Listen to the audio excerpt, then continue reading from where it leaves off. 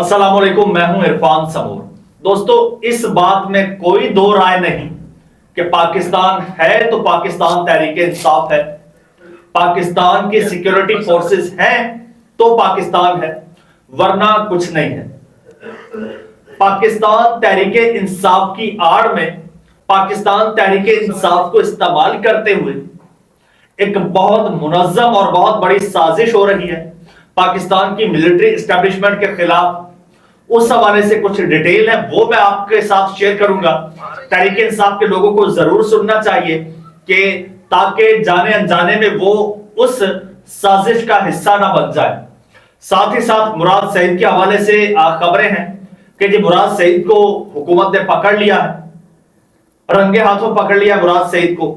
اس حوالے سے ڈیٹیل بتاؤں گا، اور آپ کو یہ بھی بتاؤں گا کہ حلف اٹھانے سے پہلے ہی ڈونلڈ ٹرمپ کا رد عمل آ گیا ہے۔ ابھی سے ڈونلڈ ٹرمپ نے بتا دیا ہے کہ میں بائیڈن کی باقیات کو اٹھا کے باہر پھینک دوں گا، اور کئی حلقوں میں اس اقدام کو لے کر ہلچل مچ گئی ہے کہ ابھی ٹرمپ نے حلف نہیں اٹھایا، ابھی 20 جنوری کو حلف اٹھانا ہے، اور ٹرمپ نے ابھی سے ایکشن لے لیا ہے تو آگے چل کے کیا ہوگا۔ اور اسی کی وجہ سے اب پاکستان میں بھی کچھ ہلچل ہو چکی ہے۔ ساری چیزیں آپ کے ساتھ شیئر کروں گا، لیکن اس سے پہلے نئے آنے والے دوستوں سے گزارش ہے کہ یہ چینل آپ کا اپنا ہے، اگر ابھی تک اسے سبسکرائب نہیں کیا تو سبسکرائب لازمی کر لیجئے تاکہ ہر نئی آنے والی ویڈیو ٹائملی آپ کو موصول ہو جائے۔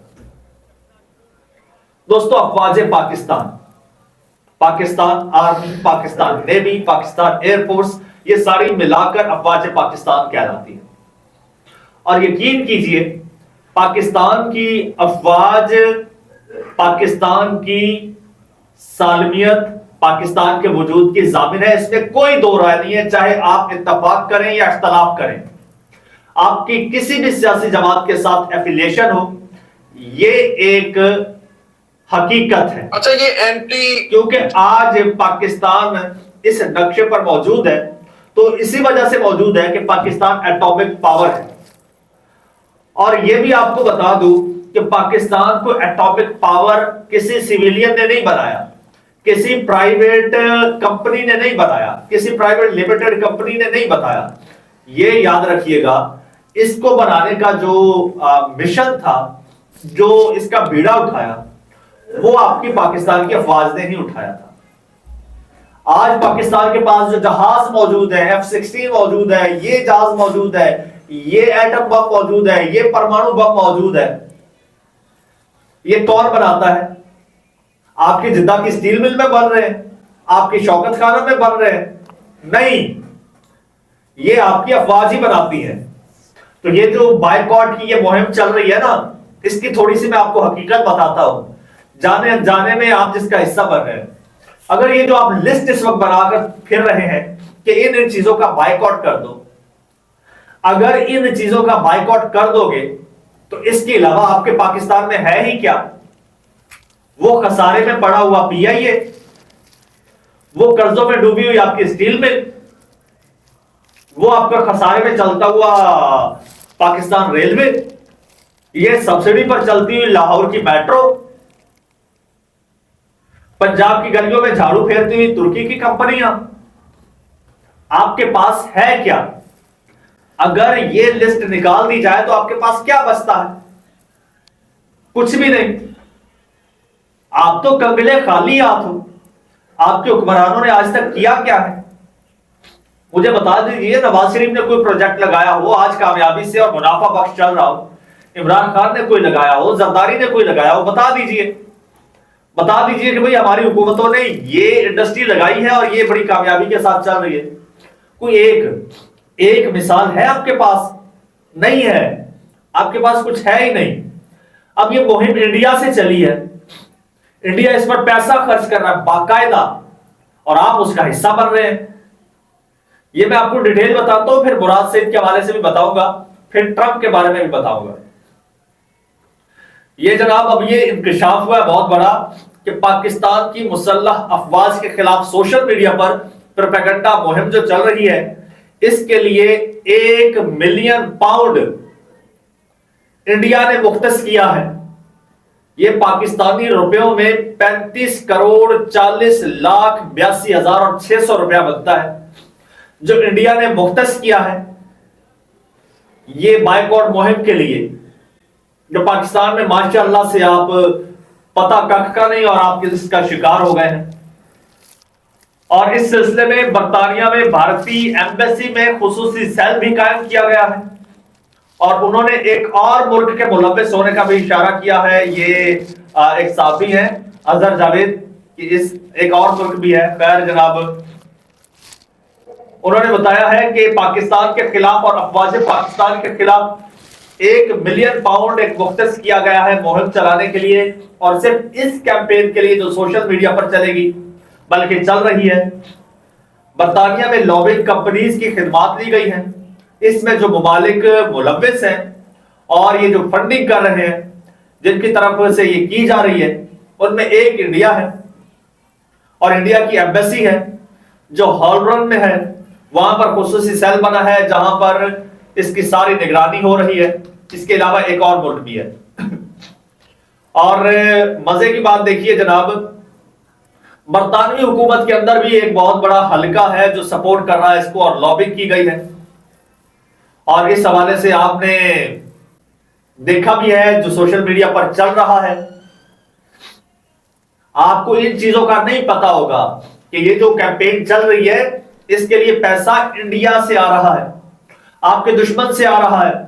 آپ کا دشمن صرف اور صرف آپ کی عوام اور آپ کی افواج کے درمیان ایک خلا پیدا کرنا چاہتا ہے، ورنہ آج تک عمران خان نے کبھی یہ مہم نہیں چلائی، عمران خان نے کبھی یہ ہدایات نہیں دی، پی ٹی آئی لیڈرشپ نے یہ ہدایات نہیں دی، بلکہ پی ٹی آئی کی آڑ میں آپ کی مخالف جماعتوں نے آپ کے اندر نفرت بھری ہے کہ پی ٹی آئی افواج کے خلاف ہے اور افواج پی ٹی آئی کے خلاف ہے، اور اس میں برابر کا حصہ آپ کے باہر بیٹھے دشمنوں کا ہے۔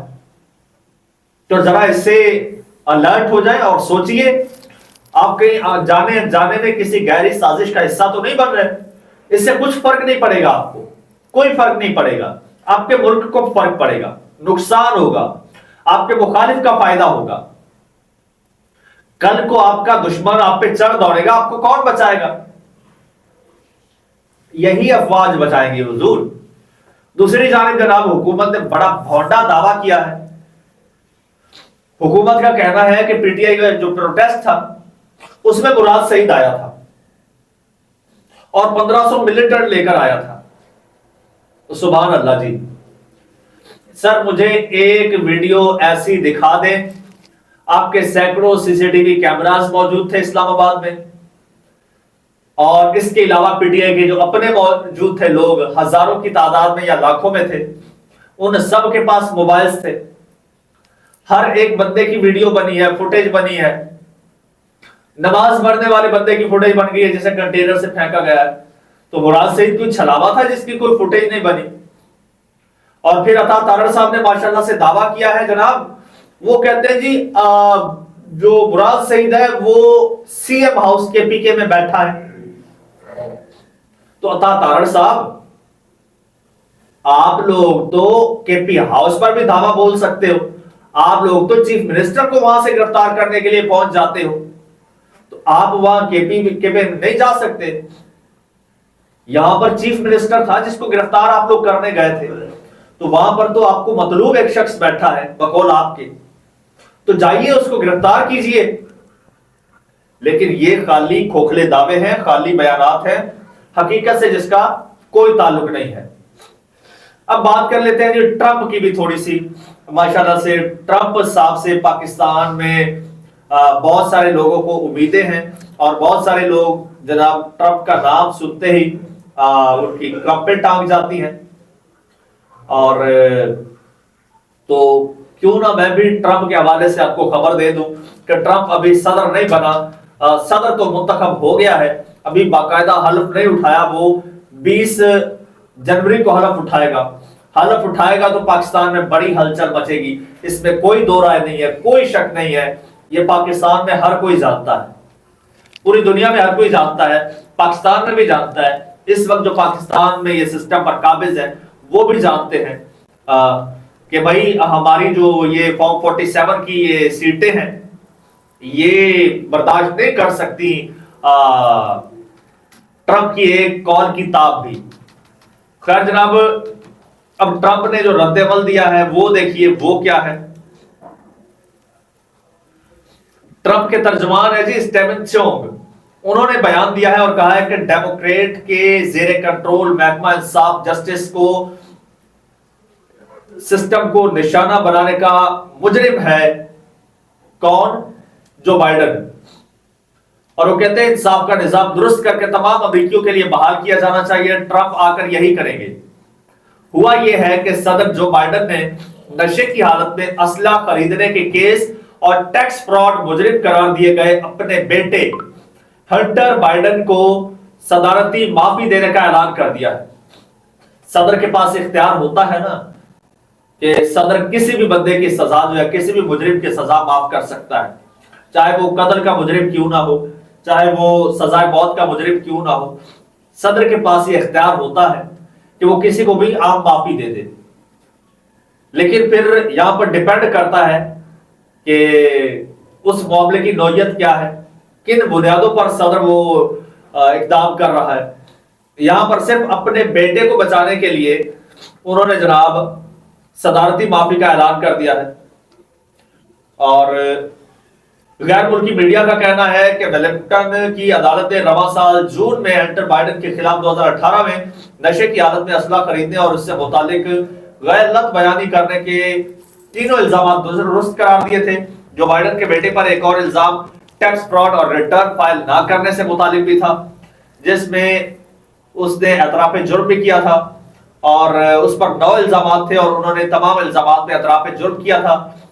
اور جس کے بعد جج نے ہنٹر بائیڈن کو خبردار کیا کہ اس پر انہیں 17 سال قید اور $4,50,000 تک جرمانہ ہو سکتا ہے. اور ماشاءاللہ سے بائیڈن صاحب نے وہی ریت انہوں نے رکھی ہے جو وہ پاکستان میں چلانا چاہتے یا مبینہ طور پر چلا رہے تھے. لیکن جناب جو ڈونلڈ ٹرمپ ہیں انہوں نے جناب اس پر بڑا سخت رد عمل دیا ہے. انہوں نے کہا یہ غلط کا کیا ہے انہوں نے، اور یہ اس کے کنٹرول میں ہے سارا سسٹم. بائیڈن اپنے کنٹرول میں لے کر بیٹھا ہے اور ہم جیسے ہی آئیں گے آتے ہی سب سے پہلے نظام جو انصاف ہے اس کو درست کریں گے اور اس کو امریکیوں کے لیے بحال کریں گے. ٹرمپ جب آئیں گے تو ان کا پہلا مشن یہی ہوگا. اب دوسرا مشن کیا ہوگا یہ تو جب وہ آئیں گے تو دیکھا جائے گا. چینل آپ کا اپنا ہے بہرحال، اس کو سبسکرائب کر لیجئے، بیل آئیکن پر کلک کر دیجئے اور مجھے اجازت دیجئے. اللہ حافظ.